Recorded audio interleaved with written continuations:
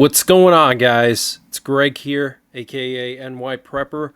It is Sunday, July 27th, 2025, and I have some breaking news to share with you guys. Right now it is 1740 Eastern Time here in the United States, and I wanted to update you guys on that hostile alien ship that is approaching our planet and has just entered our solar system. So this is the 3I Atlas. And what's interesting about this thing is we're hearing now that it is roughly 7 miles wide, making it the largest interstellar object ever spotted, according to newly revealed photos from the Vera Rubin Observatory. So what you're looking at here is a picture of this interstellar object, they're calling it, but there's a small group of scientists, one of them by the name of Avi Loeb, who is from Harvard, who believes this is an alien ship. And if you look at this picture, it doesn't really look like a comet. Okay, this looks like some kind of weird spaceship or something. Okay, I don't know any comets that look like that. So major breaking news, this is the largest interstellar object ever spotted. And what's also interesting is the Bulgarian prophet Baba Vanga reportedly predicted that humanity would make contact with aliens in 2025. She was from Bulgaria. Her name was Baba Vanga. Baba in Slavic means like woman. And so she was actually blind, and she's Bulgarian. She was Bulgarian. She predicted a lot of major world events, including 9/11, including the rise of Putin and the war in Ukraine. She said that Russia would start to invade its neighbors, and she also predicted that humanity would make contact with aliens in 2025. Very, very concerning. And I want to just read to you a little bit more details about this interstellar object or hostile alien ship. So this ship, or ISO, was discovered on July 1st, barreling towards the sun at more than 130,000 miles per hour. Less than 24 hours later, NASA confirmed that it was the third known interstellar object, or ISO. Until now, only 2 other ISOs have ever been confirmed, including Oumuamua, which was discovered in 2017, and the Borisov, which was spotted in 2019. So this is very concerning, and this one is much larger than Oumuamua and Borisov.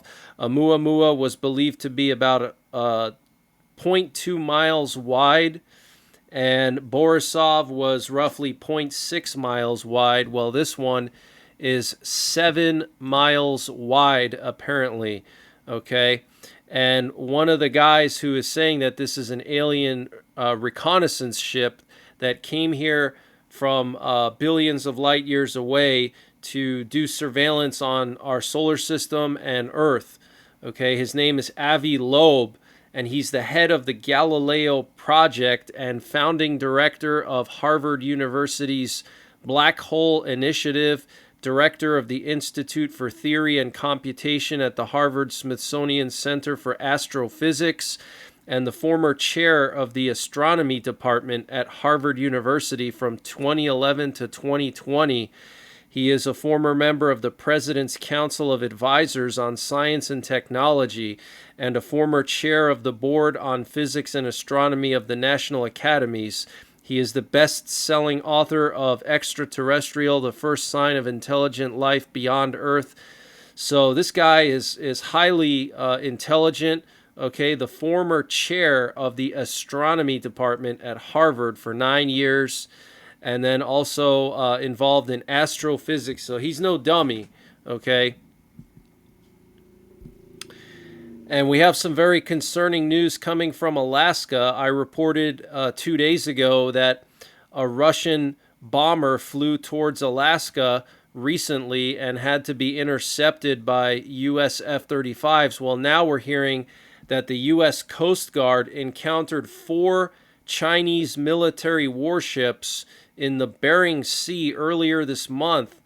The vessels were spotted on July 6th and 7th and were following international law and told Coast Guard personnel they were practicing freedom of navigation operations. The latest 4 ships were in international waters inside the U.S. exclusive economic zone, an area up to about 200 nautical miles offshore where the U.S. has jurisdiction over natural resources. And this update was sponsored by EMP Shield. Guys, EMP Shield has created a special discount just for you, the listeners of the NYPrepper channel. If you go to empshield.com and use the promo code NYPrepper, you can get 15% off your entire order. And why do you need an EMP Shield? Well, this is a special device to protect your vehicle, your RV, your solar generators, your radios from an electromagnetic pulse, which could be caused by a solar flare or potentially a rogue country like North Korea detonating an electromagnetic pulse weapon over the United States that's mounted onto a satellite. So protect your vehicles, protect your RV, protect your radios, protect your generators with an EMP Shield. Use my promo code NYPrepper to get 15% off. Installation is super simple. This is a veteran-owned business, 100% American-made, and the EMP Shields have been tested by the military, okay? And free shipping is included to the entire continental United States. And the link and the promo code are in the description below this video. So this is extremely concerning, guys. They're sending warships to Alaska. They're sending bombers to Alaska. Okay, this is extremely concerning. And yesterday we had a weird stabbing incident in Michigan in Traverse City, which is a nice little city, little small city up in northern Michigan on the lake. Very unusual spot for something like this to happen. 11 people were injured in a random stabbing by a man with a folding knife at a Walmart in Traverse City, Michigan. And there was some footage. One of the bystanders had what appears to be a concealed carry firearm, and he drew the firearm on the stabber and ordered him to the ground. And some other bystanders assisted in detaining this stabber. So this is one of the reasons why you have to carry your firearm everywhere you go, because this did not happen in downtown Detroit or Flint, Michigan, or Chicago or Philly or some of these other places that have a lot of crime. This happened in Traverse City, which is literally just like a little vacation city that people go up to spend their summers at their lake houses. Okay, you don't think of stabbing incidents up there in Traverse City, especially something like this at a Walmart. So it doesn't matter where you live. You could live in the tiniest town and you could think you're safe, but all it takes is one jihadist or some mentally ill person, and that's all it takes. So make sure you're proficient. Make sure you're carrying all the time, and be aware of your surroundings, most importantly, okay? Don't be in your phone. Don't be daydreaming. When you're out in public, you should always be aware of your surroundings. Use your peripheral vision. Keep an eye on who's behind you, who's next to you, okay? And we also have some very disturbing news coming out of Japan. 3 drones were detected in a Japanese nuclear power plant where 2 reactors are being decommissioned, the country's nuclear watchdog said on Sunday. The drones were spotted Saturday night by the operator of Genkai Nuclear Power Station in the southwestern Kyushu region, the Nuclear Regulation Authority said.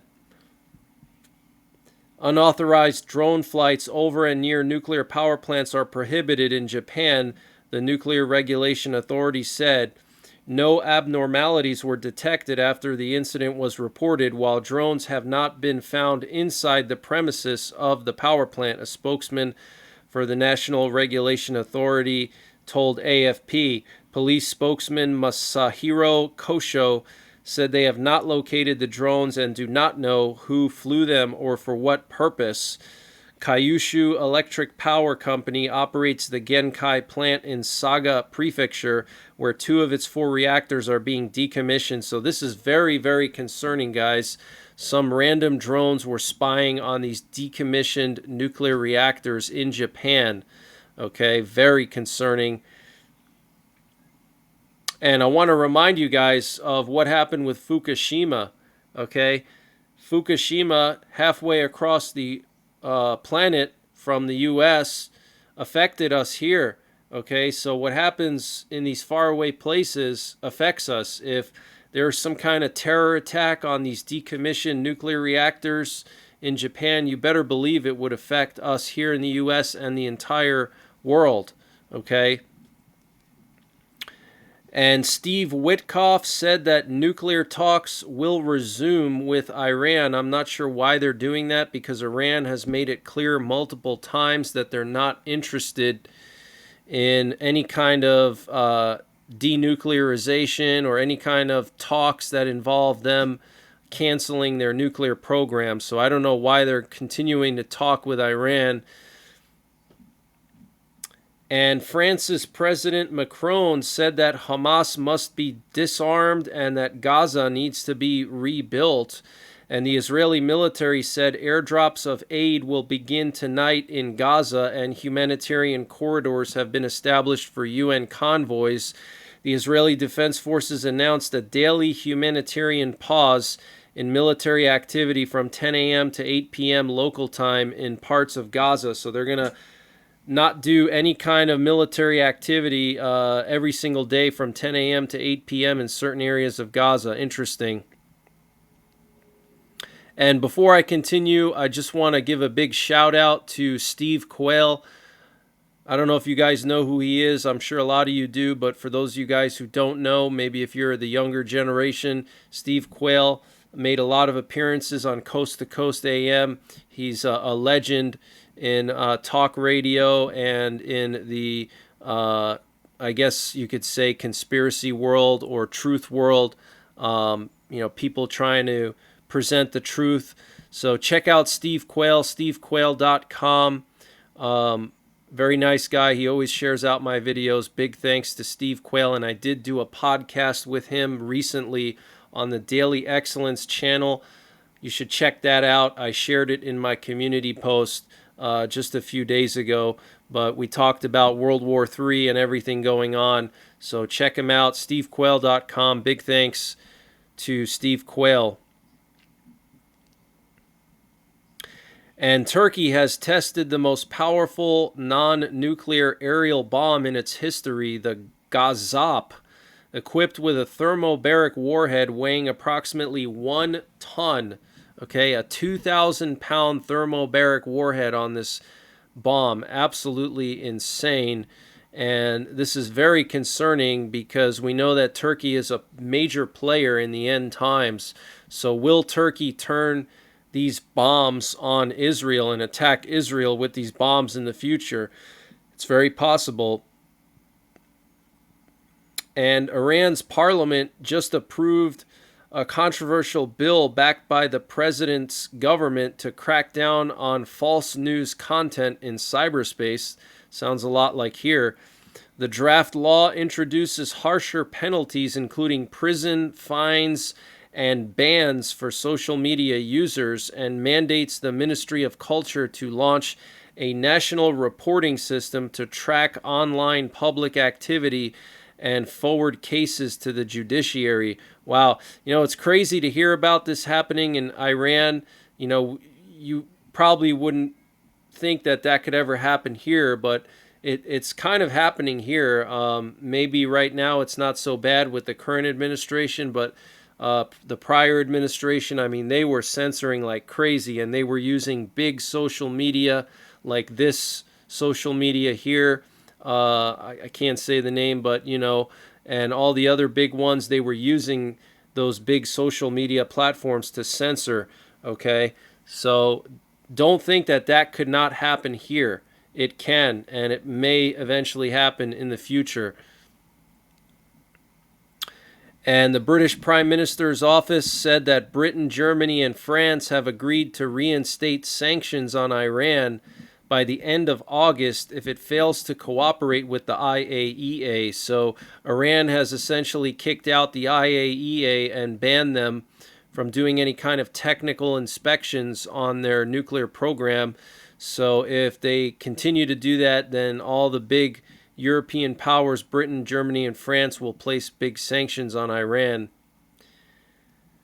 And a Russian rocket was put into space with an Iranian payload, an Iranian communications satellite. According to Iranian state media, the Nahid-2 communications satellite was launched from Russia's Vostochny Cosmodrome using a Soyuz rocket, Iranian state TV said on Friday.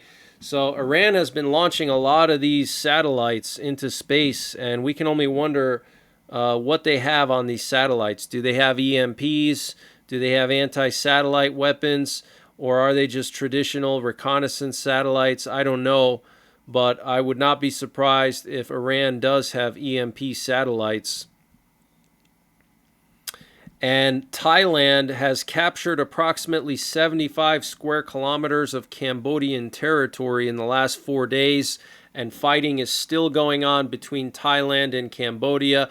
There was some talk yesterday of a ceasefire. The Trump administration was trying really hard to broker a ceasefire, but that basically collapsed very quickly. We're hearing that the state railway of Thailand has now suspended all of their Eastern Line trains that go to the Cambodian border.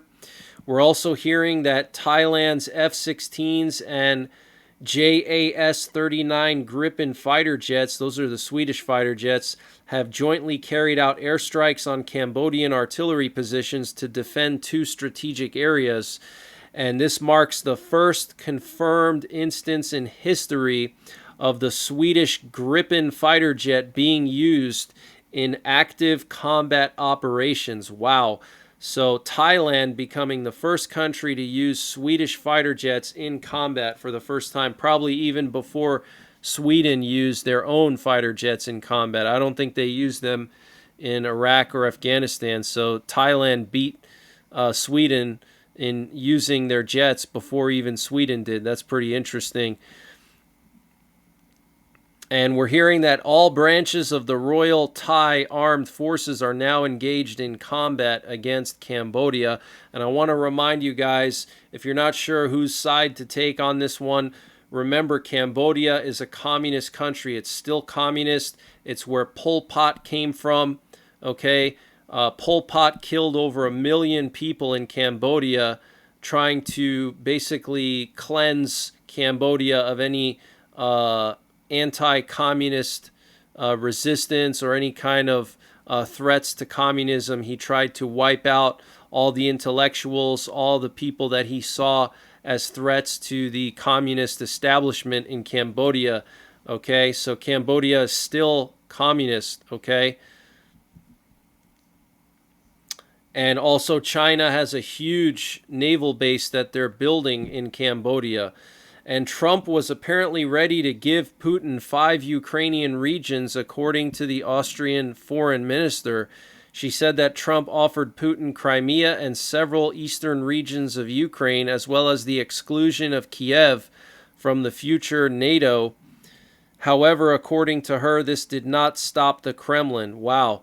Okay, so the Austrian foreign minister is saying Trump was ready to give Putin all of eastern Ukraine and Crimea, and it was still not enough for Putin, apparently.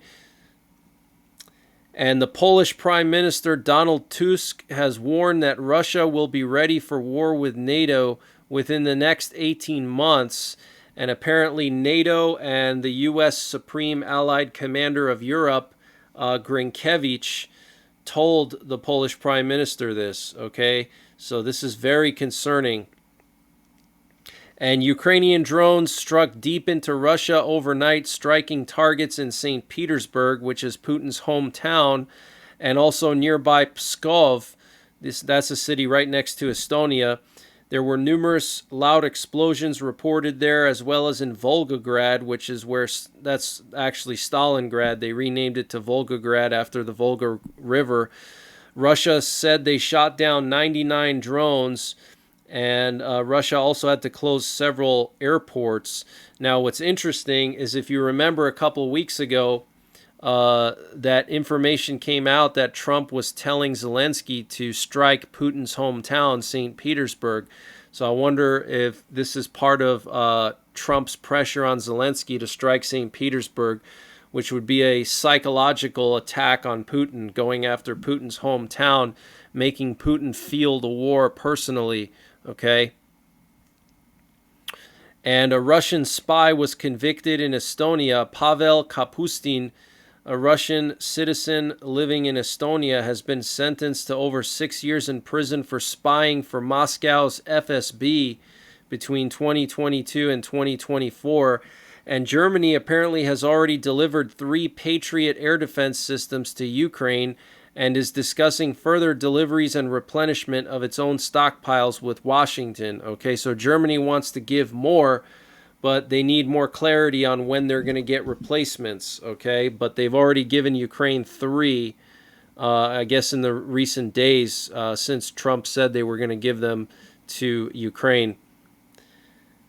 And Zelensky said that apparently him and Trump agreed to a $30 billion drone deal where apparently the U.S. is going to buy up to $30 billion worth of drones.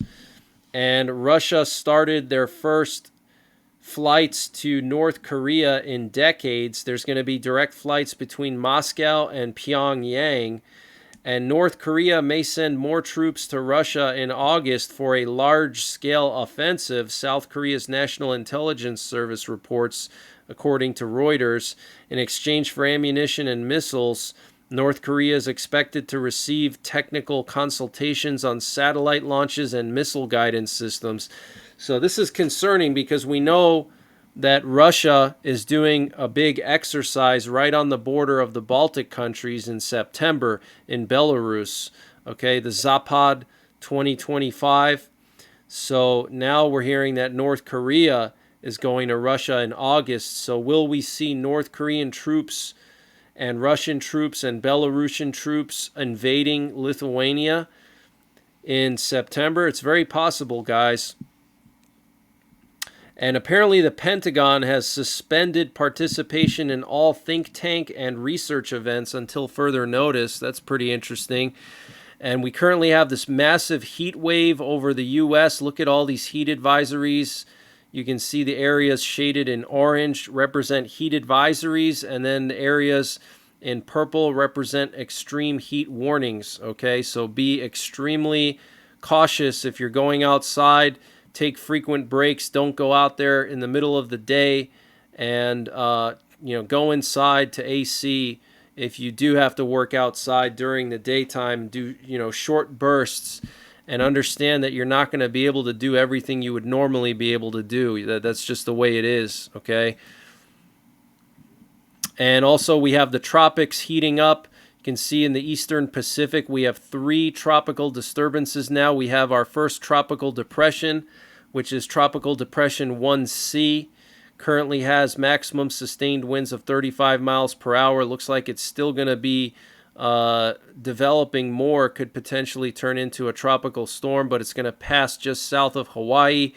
We have another disturbance with a 30% chance of development, with the possibility of gradual development in the next couple of days. And then we have this one here near Mexico with a 60% chance of development. Gradual development is possible with this one, and a tropical depression could form this week. Okay, so the tropics are picking up. Make sure you have your hurricane plans in place and all your preps ready to go. We also have a U.S. nuclear war command and control plane that just took off from Patuxent River. I just heard it actually checking into the net right now. So this is pretty unusual to have a U.S. nuclear war command and control plane up in the air on a Sunday evening. Something may be going down tonight, and I am getting alerts right now from Ukraine that there's an increased air threat for the capital, so maybe Russia's planning some kind of big attack tonight. But I will be monitoring the situation, and I might be back later on tonight with some live coverage closer to midnight, unless something crazy happens. It looks like pretty much all of Ukraine is under an air raid alert now, with the exception of far western Ukraine. So, yeah, it looks like a big attack on Ukraine now.